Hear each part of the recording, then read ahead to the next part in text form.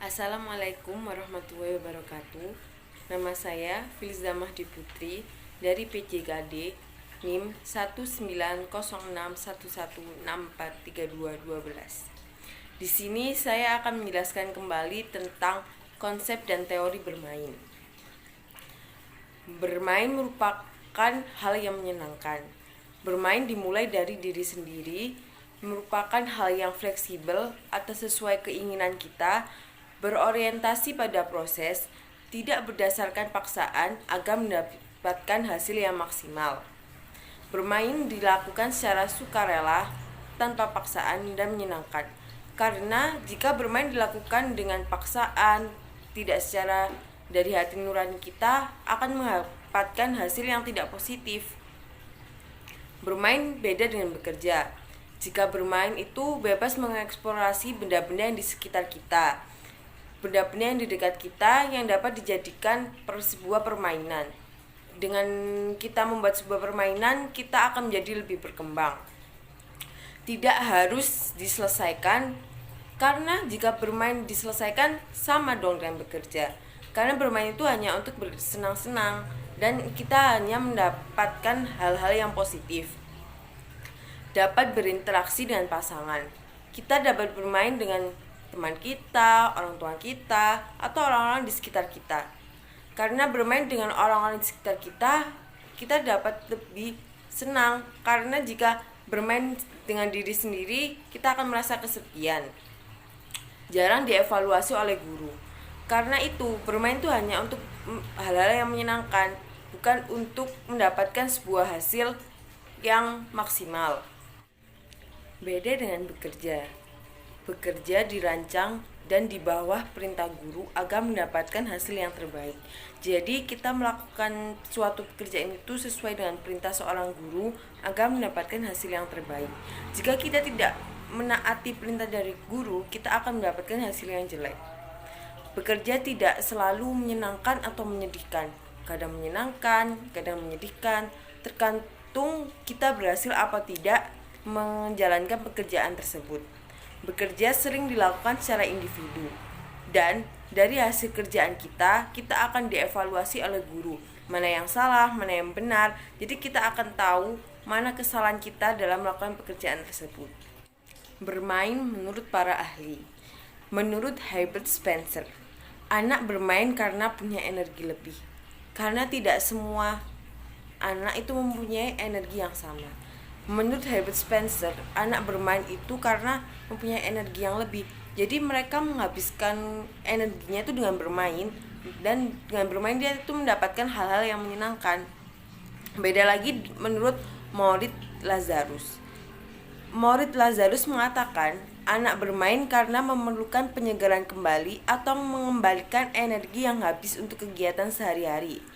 Sepertinya anak yang pulang sekolah lalu dia bermain masih memakai seragam sekolah, karena menurut dia di sekolah dia sudah jenuh dengan belajar.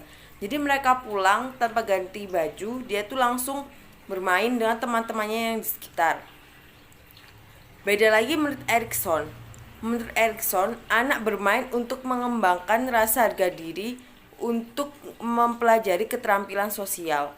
Jadi dengan bermain menurut Erikson itu dapat mengembangkan keterampilan sosial, seperti kita bisa berinteraksi sama teman, kita dapat menambah teman, kita bisa mendapatkan hal-hal positif dari bermain. Selanjutnya, manfaat bermain untuk anak. 1. Fisik. 2. Hobi. 3. Mendidik anak. 4. Terapi. 5. Pengembangan diri. Mengapa dikatakan fisik? Karena secara tidak sadar jika kita bermain, kita akan lari-lari. Lari-lari juga merupakan olahraga, jadi bermain juga bisa dikatakan sebagai hal fisik. Hobi. Mengapa demikian? Jika kita bermain catur, lama-lama kita akan senang dengan bermain catur itu, dan lama-lama akan menjadi kebiasaan atau hobi. Terapi. Bermain dapat dikatakan sebagai terapi karena bermain merupakan hal yang menyenangkan. Menjadi tempat pengembangan diri. Seperti tadi, dari hobi kita dapat mengembangkan diri, seperti bermain catur tadi. Jika lama-lama akan menjadi kebiasaan, maka kita akan menekuni permainan tersebut seperti permainan catur, dan lama-lama kita akan menjadi atlet catur, sehingga dapat dikatakan sebagai proses pengembangan diri untuk menjadi atlet. Selanjutnya, manfaat bermain untuk umum. 1. Kognitif. 2. Kesadaran diri. 3. Sosio atau emosional. 4. Motorik. 5. Bahasa. Mengapa dikatakan kognitif? Karena secara tidak langsung dengan bermain kita akan berpikir. Seperti kita akan berpikir bagaimana strategi dalam permainan ini. Yang kedua, kesadaran diri. Kita akan sadar bagaimana kemampuan dan perilaku kita saat bermain, itu termasuk perilaku yang baik atau tidak, kemampuan kita sampai atau tidak dalam menjalankan permainan ini. Yang ketiga, sosio atau emosional. Mengapa dikatakan manfaatnya seperti itu? Karena kita akan bisa mengukur emosi kita kepada teman. Contohnya, kita kalah dalam permainan, kita akan emosi pada teman. Lah, dari situ kita akan mengetahui kita harus meredam emosi kita meskipun kita kalah. Karena dalam bermain pasti ada yang menang dan ada yang kalah. Yang keempat, manfaatnya sebagai motorik. Mengapa? Seperti kita melempar. Dari awalnya kita tidak bisa melempar, dengan bermain akan tumbuh sendiri, kita bisa melempar dengan yang benar. Kelima, bahasa. Mengapa dikatakan manfaatnya sebagai bahasa? Karena dengan bermain bersama teman-teman kita, itu merupakan cara untuk berkomunikasi atau berinteraksi dengan orang-orang sekeliling kita. Kita bisa menggunakan bahasa yang baik dan benar untuk berinteraksi dan komunikasi dengan orang-orang sekitar kita dalam permainan. Dan yang terakhir, kita akan membahas resiko bermain. Ada 3 dalam resiko bermain. 1. Fisik. 2. Psikis. 3. Sosial. Yang pertama, fisik. Fisik itu seperti kita akan beresiko jatuh, keracunan, kelelahan, dan kotor. Seperti halnya jatuh. Kita dalam bermain pasti kita akan berlari-lari, lompat, dan kita akan sering terjatuh. Yang kedua, keracunan.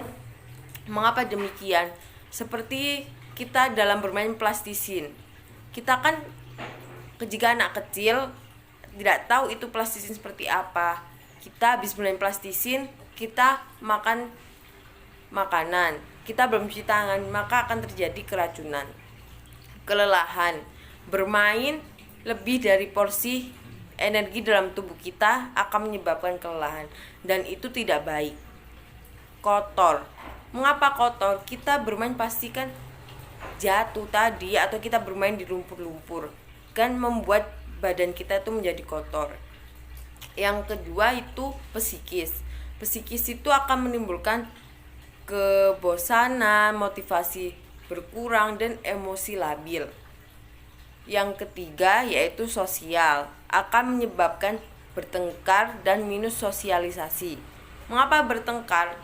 Karena jika kita tidak terima apa yang dilakukan oleh teman kita, kita akan memberontak. Seperti kita akan melakukan pertengkaran tersebut dengan teman kita. Yang terakhir adalah minus sosialisasi. Jika kita sering bermain dengan teman-teman itu doang, atau kita bermain dengan diri kita sendiri, kita akan kurang bersosialisasi dengan orang-orang di sekitar kita. Sekian dari penjelasan saya. Wassalamualaikum warahmatullahi wabarakatuh. Dan yang terakhir, kita akan membahas resiko bermain. Ada 3 dalam resiko bermain. 1. Fisik. 2. Psikis. 3. Sosial. Yang pertama, fisik. Fisik itu seperti kita akan beresiko jatuh, keracunan, kelelahan, dan kotor. Seperti halnya jatuh. Kita dalam bermain pasti kita akan berlari-lari, lompat, dan kita akan sering terjatuh. Yang kedua, keracunan. Mengapa demikian? Seperti kita dalam bermain plastisin. Kita kan jika anak kecil tidak tahu itu plastisin seperti apa. Kita habis bermain plastisin, kita makan makanan, kita belum cuci tangan, maka akan terjadi keracunan. Kelelahan. Bermain lebih dari porsi energi dalam tubuh kita akan menyebabkan kelelahan, dan itu tidak baik. Kotor. Mengapa kotor? Kita bermain pasti kan jatuh tadi, atau kita bermain di lumpur-lumpur, kan membuat badan kita itu menjadi kotor. Yang kedua itu psikis. Psikis itu akan menimbulkan kebosanan, motivasi berkurang, dan emosi labil. Yang ketiga yaitu sosial, akan menyebabkan bertengkar dan minus sosialisasi. Mengapa bertengkar? Karena jika kita tidak terima apa yang dilakukan oleh teman kita, kita akan memberontak. Seperti kita akan melakukan pertengkaran tersebut dengan teman kita. Yang terakhir adalah minus sosialisasi. Jika kita sering bermain dengan teman-teman itu doang, atau kita bermain dengan diri kita sendiri, kita akan kurang bersosialisasi dengan orang-orang di sekitar kita. Sekian dari penjelasan saya. Wassalamualaikum warahmatullahi wabarakatuh.